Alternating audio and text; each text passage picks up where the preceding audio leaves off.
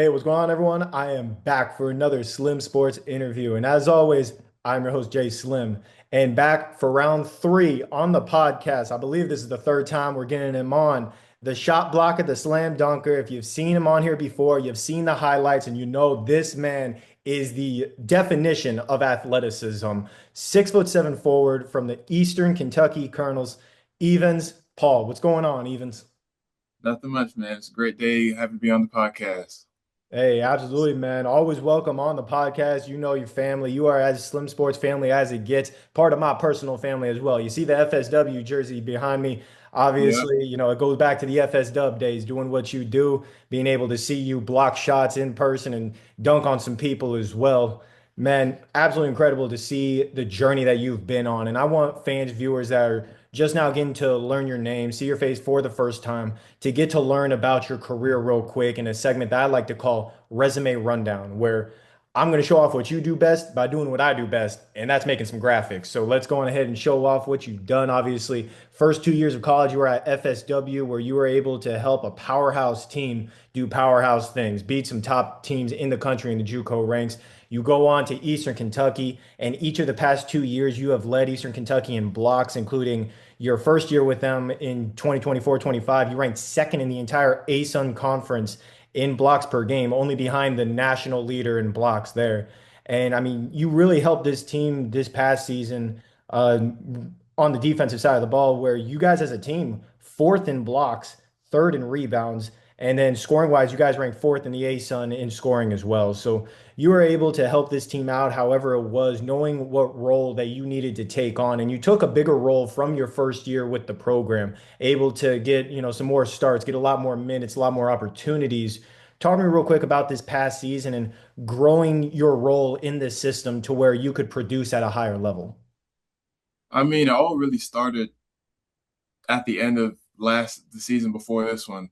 I didn't really like how the year ended for me, didn't like how I was playing throughout the season. So I, went to my coach's office and I said, this summer I want to stay here and just work on my game. And so over the summer, instead of going home like most people usually do, I stayed on campus, stayed here. My coach got me some trainers and I was just in the gym, working on my game, just working on everything. I mean, it showed and it translated and improved my game and showed in games and then everything. So yeah, that's really what led to everything, all my improvement. Hey, there you go. Always in the gym, always getting that work in. You see the muscle on you right there. Obviously, been in the weight room even more. Always been a jacked son of a gun, able to dunk on people left and right. Thankfully, I've never been under the rim when you're dunking on people.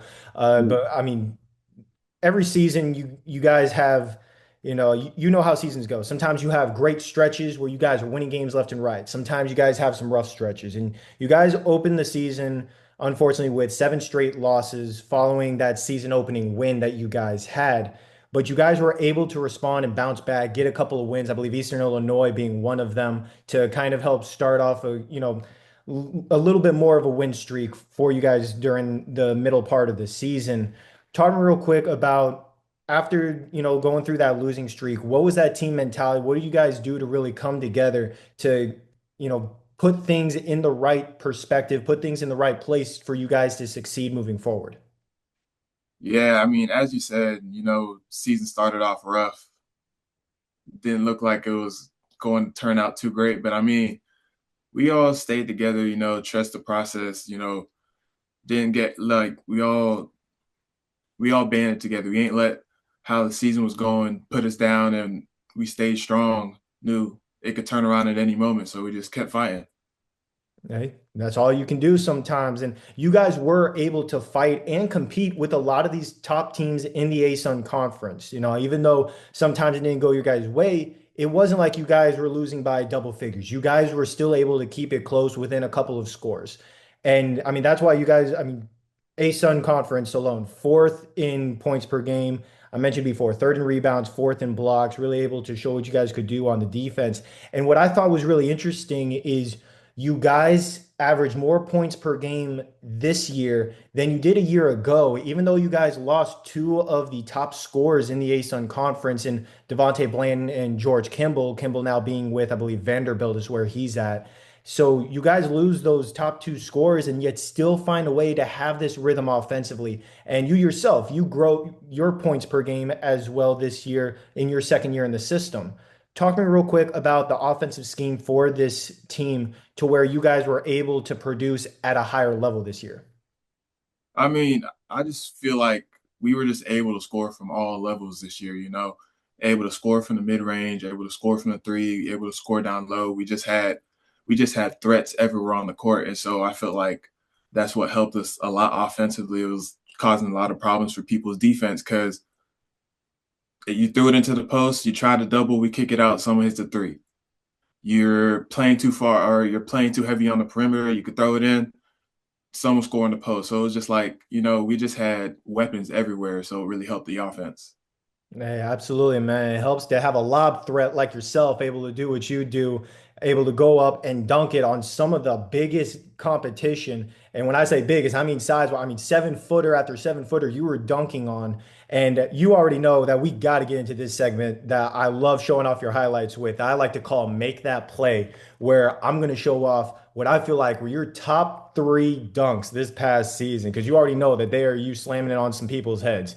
But as Yeah. you well know, I'm only the stats guy. I'm just a fan in the stands.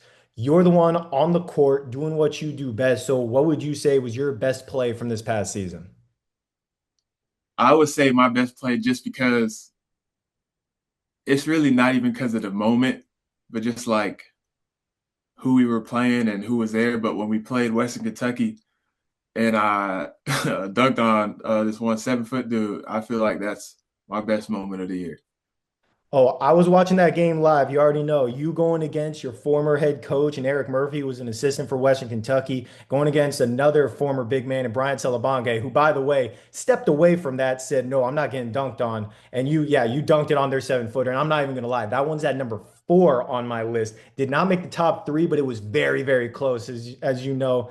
But I'm going to go on ahead and I'm going to start off with your putback poster against Northern Kentucky, where you ended up slashing down the lane with a timely jump, perfectly timed off the miss, and boom, right on top of the big man for NKU. Just grabbed it right on top of him. Head tap moment there. Your bench went nuts, as they did for the other two that we're going to get into. And at number two, got to go to the Eastern Illinois game. Pick and roll reverse slam, showing off that athleticism that you had mid-air. You're turning around and dunking it behind you.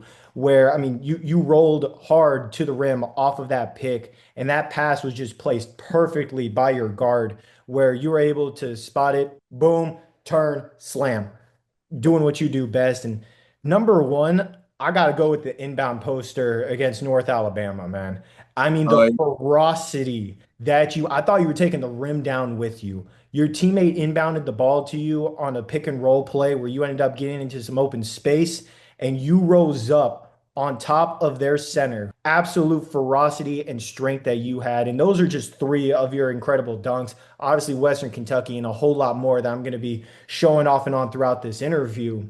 But I got to talk. You and I have talked about your athleticism on the podcast before. We've talked about the mentality that you've had. But I want to hear the advice that you give to, maybe some of your teammates or some of the younger players that have athleticism like you that maybe don't utilize it in the same ways. What is the advice that you have for these guys when it comes to having the confidence to not only go up for these posterizing dunks, but also go up and get these big time blocks in key moments like you've been able to do throughout your career?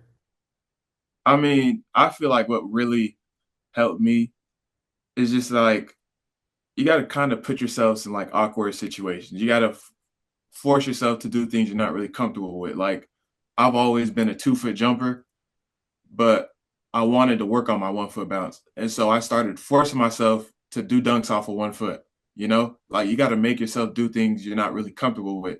And it just helps your athleticism grow and everything and stuff like that. Mhm. Absolutely. Always got to put yourself in situations to succeed, even if you're not used to it at first. I hear people all the time say, sometimes if even if you're going to get dunked on, you're going up to block it, you're still playing defense at least. If you just walk away, you're not playing defense. You yourself, you've been able to get some big time blocks where some people think they're going to dunk on you, and you're able to send that back into the third row, doing what you do best. And it's incredible how you were able to grow this past season. 4.4 points per game, 4 rebounds per game, average 62% field goal percentage throughout the season. And you had some big time performances against some great teams. I mentioned that North Alabama dunk. You had 12 points and 5 rebounds against them. Against Eastern Illinois, you had 10 points and 7 boards there. And then going against Miami of Ohio, which was the Cinderella story of the season throughout college basketball, you ended up having 9 points, 12 rebounds, and 3 big time blocks going against them. And the start of the season, you had no more than 12 minutes until game 6 of the season, where, some injuries happened. You were able to go out, be a starter, and now you're going from playing, 10, 12 minutes to 35 minutes, 30, somewhere around there. Talk to me real quick about handling this load and as far as the production that you were able to have because of that increased role later on into the season. Yeah, as you said, at that point in time, our our big man and our four man were both out on injury, and so I had to come in and step up, and I knew that I had to do it for us. I needed to be that presence, that threat down in the post, so then scoring on the perimeter could be easier for the team, and so I just internalized it with myself, and I said, I got it, I got to do what I got to do, and so I just put my head down and just worked. And in the long run, it helped me, improve, help the team as much as I could, and it was just what I had to do. Hey, absolutely. Always doing what you can to help the team. That's what you've always done back since your high school days, going into JUCO, and now obviously doing what you do at the Division 1 ranks. And throughout your basketball career, all the way back to high school, even when you were with Barron Collier, averaging like 6 blocks a game. By the way, I want to point that out for fans that haven't watched this before. This dude averaged 6 blocks a game in high school. That's how athletic he is. And it wasn't against no scrubs, too. I believe you did that against IMG also one time, going against some future NBA players. And all throughout your career, you've known nothing but winning. FSW, you guys have 20 win seasons every single year. EKU, you go there, your first year there, you guys have a winning season, and you have all of these bright spots moving forward. And this year, you guys have a little bit of a hiccup. I believe you guys went 11 and 21 overall, 7 and 11 in ASUN action, but did have those bright spots throughout the year. North Alabama in your big game, you had an 88-80 win against them. Eastern Illinois 68-59 win, and then you already know I got to point out the FGCU win going against your hometown team, 76-74 win against the Eagles. What did this year teach you as a player and as a person as far as how to handle this adversity as a guy where you've known nothing but winning throughout your career? Now you're having this little hiccup in the road. How would you say you were able to handle it throughout the year, and what have you learned from it? I mean, I learned really that you can have all the talent in the world, but if you can't, can't work in the system, can't play together, it doesn't matter how talented your team is. It's just gonna be a whole lot of grinding out. And so it really just showed me that if your team not together, you can't. It's hard to win games that way. So Mhm. that's the biggest thing. Absolutely. And you guys had a young group, a young core group of scorers. I know some of them were true freshmen or, a sophomore that came in. I believe one of your guys' top scorers was a sophomore that came in from St. Francis or something along those lines. And so you guys have guys that are still getting used to the college level, still getting used to how to really play at this level compared to a year ago where you were with some very talented veterans like Blanton and Kimball, who were both all conference guys. Now you're going into your next year. These guys have another year under their belt. And as far as I've seen, not a lot of people have entered the transfer portal as of yet. And there is those bright spots that are there. Like I mentioned before, being one of the top teams in the ASUN in scoring, showing what you guys can do on the defensive side of the ball. How would you describe the potential for you guys to get back to being champions in the ASUN next year with this young group? I mean, I feel like with another year, we got another year to like learn the system a lot better, understand it more. So I mean, that's really all we got to do, just understand the system better than we did this year, and I feel like we'll be fine. Hey, there you go. Pretty simple. Just got to keep growing, keep finding a way to learn and develop. You know that obviously, having been in their shoes before, you weren't a freshman too long ago, just a couple years ago, and you had to redshirt your first year. It was tough for you. I remember you and I having the conversation where it's like, hey, I got to learn from, these other big men. You were able to do that, dominated at FSW, came over to EKU. Like I mentioned before, your first year there, you were second in the conference in block shots and you're still blocking shots left and right and posterizing people left and right as well. And I know you've gotten to play alongside some great talent throughout your career. And I want to give you a chance once again, just as I did last time I had you on, to shout some people out, to get them on the podcast, talk about their careers and their stories in a segment that I like to call Who's Up Next, where you get a chance to name some current teammates, former teammates, whatever fits the bill. So, who would you say is next up on the Slim Sports podcast? Uh, I would say you have to get my guy Turner Buttrey on here, my guy TV. I think it'd be good for you to get him on here. And then also my guy Montavious Myrick. Think you should try and get him on here. And then also Jalen Cooper. Those three guys. Hey, definitely some dogs right there. Myrick, I believe he led you guys in rebounds this season, a dominant post player for you guys on the court. And so those three names already right there, great names for who's up next, where I'm going to be looking at their numbers, trying to get them on the podcast this season as well.